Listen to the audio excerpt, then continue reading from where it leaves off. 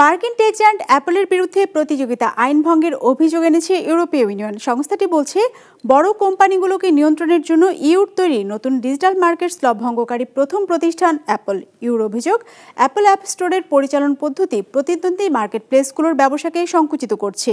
Your নিয়ম মেনে চলতে ব্যর্থ হলে বৈশ্বিক রাজস্বের 10% পর্যন্ত জরিমানার মুখে পড়তে পারে অ্যাপল।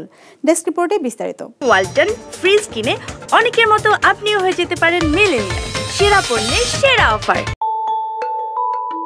যে কোনো অ্যাপ স্টোর থেকে পছন্দ মতো অ্যাপ ডাউনলোড ও ইনস্টল করতে পারবেন গ্রাহক। ইউ ডিজিটাল আইনে এমন নিয়ম থাকলেও অ্যাপলের ক্ষেত্রে সে সুযোগ নেই। অ্যাপল স্টোরের বাইরে অন্য যে কোনো অ্যাপ স্টোর থেকে অ্যাপ ডাউনলোড ও ইনস্টল করতে ডেভেলপারদের কাছ থেকে 50 সেন্ট করে ফি নেয় অ্যাপল।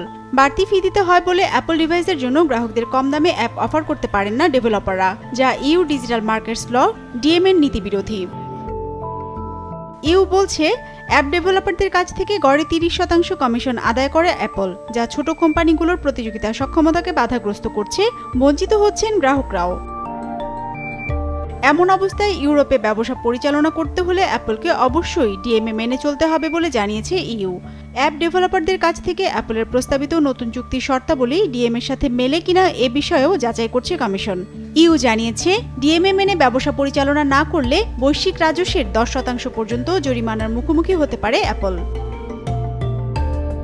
এ বিষয়ে এক বিবৃতিতে অ্যাপল জানিয়েছে, ইউ নীতিমালা মেনেই ব্যবসা পরিচালনা করবে প্রতিষ্ঠানটি। ডিএমএর সাথে মিল রেখে ইতোমধ্যে বেশ কিছু পরিবর্তন আনা হয়েছে তাদের নীতিমালায়।